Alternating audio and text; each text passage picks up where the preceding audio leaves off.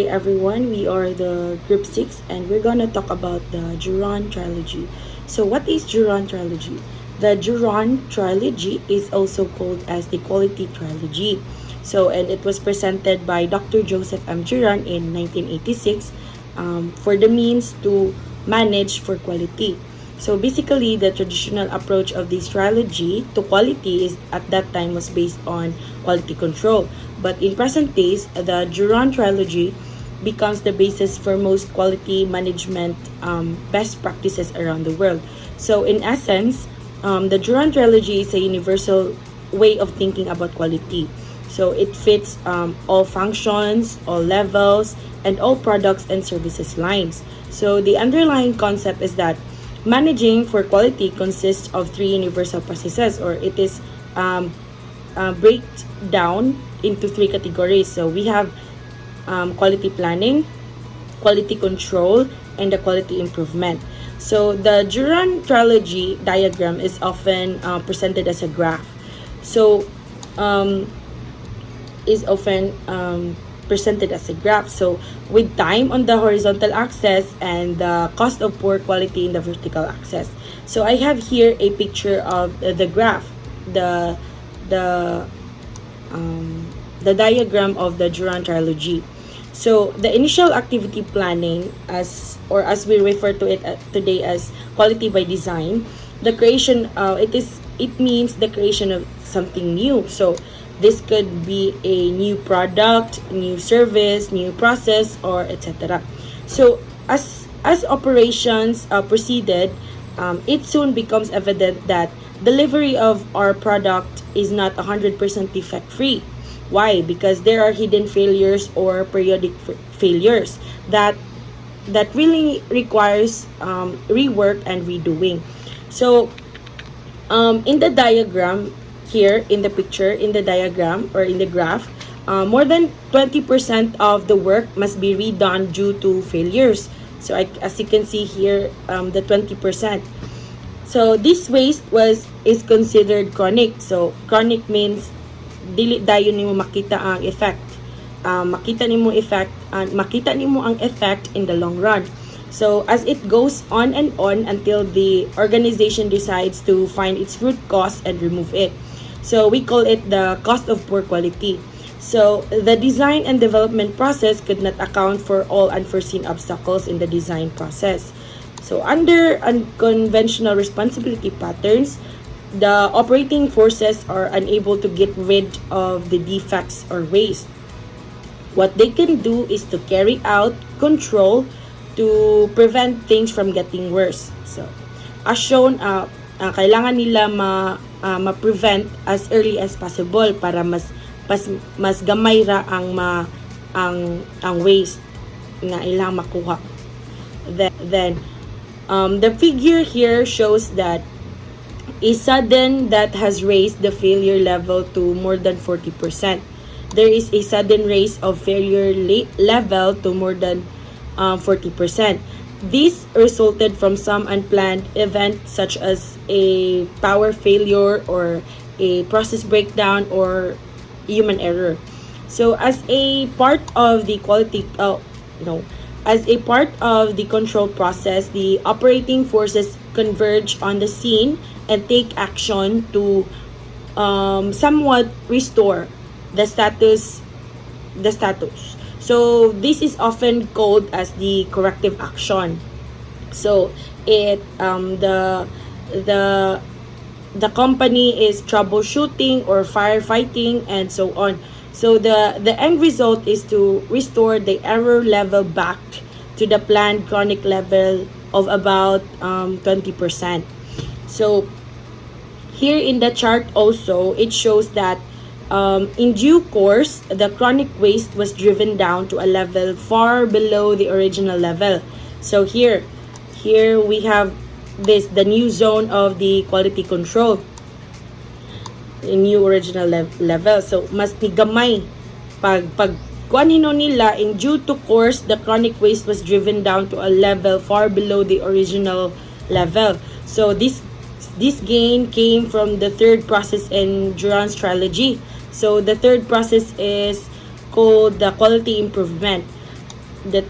yeah, the quality improvement. So in effect, it was seen that the chronic waste was an opportunity for improvement. So and steps were taken to make that improvement. Hi, I'm Joffred Matikosep and I'll be discussing about Juran's quality planning. Quality planning. The design process enables innovation to happen by designing product together with the processes including controls to produce the final outputs. The Juran's quality by design model is structured method used to create innovative design features that responds to customers' need and processes features to be used to make those new designs. Quality by design refers to the product or service development processes in organization. So what is quality by design? Quality by design is structured processes for designing and launching a new product. Products includes good, service, information, or internal processes. A high quality product meets specific customers' needs so effectively that they will buy or use more of the product in preference to other sources for meeting the needs. So QBD is more on uh, designing and making new and high quality products that meets the customer's needs. So why we need quality by design or QBD? Traditional new product introduction or processes design usually suffers from a number of gaps, including a gap between what the producer thinks the customer needs and what the customer really needs, a gap between what the producer thinks the customer needs and what is actually designed, a gap between the design and actual production of or execution. So, quality by design applies proven methods to close these gaps. Because of these gaps, traditional design's work is usually plagued by a number of problems including cost and time overruns, failures to reach sales and profit targets, dissatisfied customers, and even abandonment of efforts. Is the QBD approach. QBD methods have been shown to prevent most of these failures. QBD is a companion to traditional quality improvements such as Lean and Six Sigma.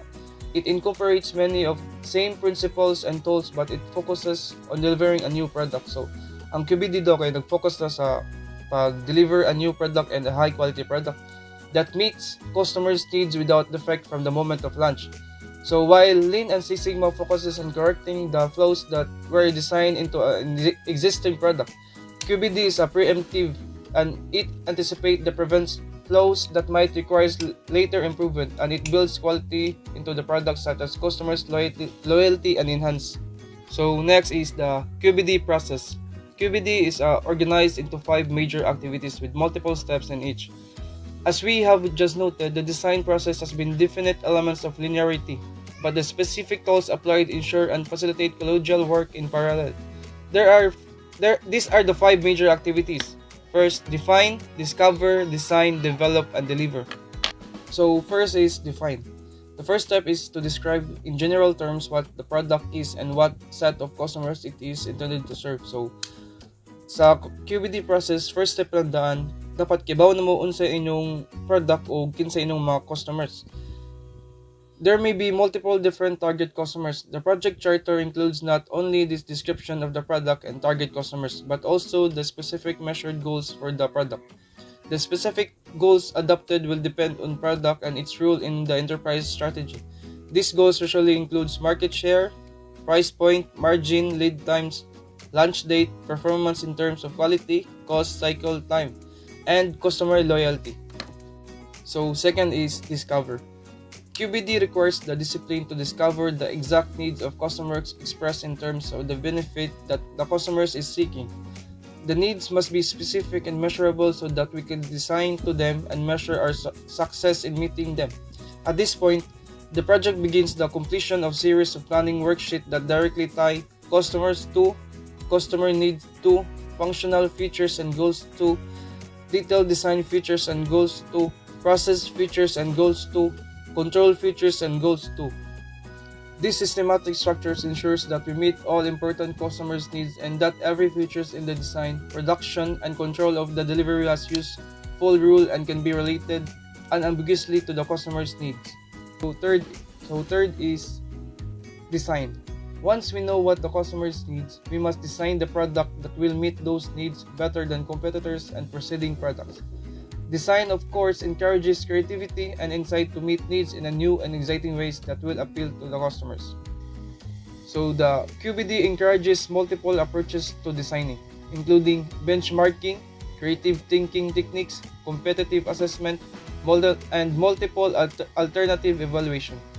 The designs are solidly tied to reality through the application of market competitive analysis, deconstruction competitive analysis, salability analysis, multiple tools to assess failures, modes and probability of failures, explicit trade-off analysis, design reviews and several stages, advanced techniques when needed such as design of experiments including nonlinear response surfaces, value analysis to ensure that every dollar spent brings a return on investments.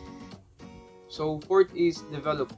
Once the product is designed, then the designer turns to the equally important job of developing the process for delivering. Process design is strongly rooted in a full understanding of the effect of variability and the need to measure and optimize process capability. Finally, no design is complete without a rigorous control plan that will assure that the process will continue to run free of defects indefinitely. So, the last process is deliver. The job is not done until the product is in production, meeting all the goals set out in the charter and delighting the customers.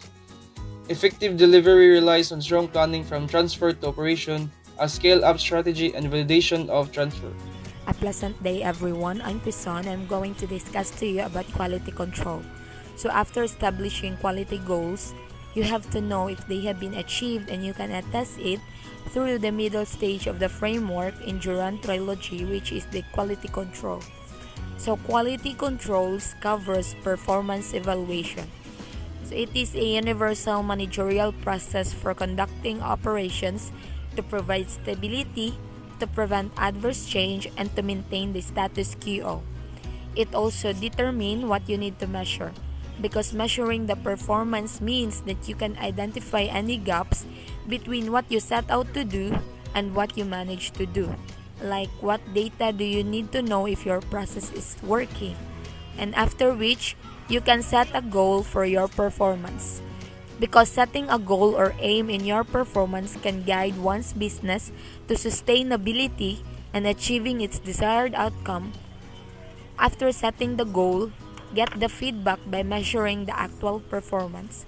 So, after measuring the performance and getting the feedback, that's the time to act on the gap between your performance and your goal. So, in statistical process control or SPC, there are several tools that could be used in the control phase of the Juran Trilogy, which were the Pareto analysis, flow diagrams, fishbone diagram, and control charts, to name a few. And to summarize everything, quality control is a process for meeting the established goals by evaluating and comparing actual performance and planned performance, and also taking action on the difference. Hi, I'm Jan Dun. I'm going to discuss the quality improvements of Juran's Trilogy. So, the quality improvement is a process of breaking through to unprecedented levels of performance, which improve the needs and establish the infrastructure. Second is to identify the improvements projects. Third is to establish project teams. The fourth one is to provide teams with resources, training, and motivations. To diagnose the causes of stimulant remedies and establish controls to hold gains. So improvements happens every day in every organization, even among the poor performers. So that how business survives. So in short term, improvement is an activity in which every organization carries out tasks to make incremental improvements day after day. Which the daily improvement is different from breakthrough improvement. So the breakthrough requires special methods and leadership to support getting significant changes in the results.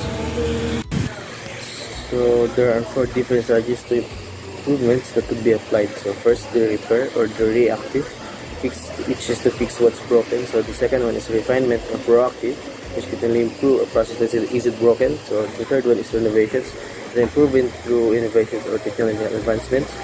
So the fourth one is reinventions, which is the most demanding approach, which we start over with a clean slate. And as we're talking about quality improvements, there are also this Lean Six Sigma. So Lean Six Sigma is a term-focused managerial approach that seeks to improve performance by eliminating resources, waste, and defects. So it combines Six Sigma methods and the tools with the lean manufacturing and the lean enterprise philosophy. So it strives to eliminate the waste of physical resources, time, effort, and talent while assuring quality of production and organization of processes. So, to simply put, the Lean Six Sigma teaches us that any use of resources that doesn't create value for the end of the customer is considered a waste or should be eliminated. The Lean Six Sigma has its 5 principles, which the DMAIC bases. So, DMAICs stand for D for define, M for measure, A for analyze, and I for improve, and C for control. So, define the problem from their own perspectives, which we figure out the quality expectation of our customers that extend the problem. So, the measure also is examine the current process and how it contributes to the problem, which we determine whether the process can meet the previously defined quality expectation of our customers. The A for analysis is to examine all information gathered thus for to find out the exact nature of the problem or the scope of the problem and what the cause of the problem. So, to improve, or I, is to solve the problem and verify the improvements, which we collaborate to structure a solution that minimize both the problem and its causes. So, C for control. So, it will be monitor the improvement and continue to improve where possible. So, we finalize acceptable performance criteria, which is to establish a plan that deals with the variations of the occur to sustain the improvements and prevent a reoccurrence of the original problem.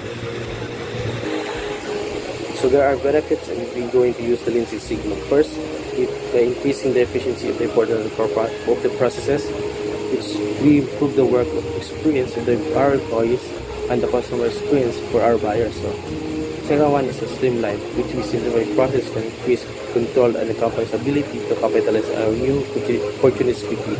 And the third one is they can also lead to more sales and revenue, which to lower cost and more successful business results. So, the fourth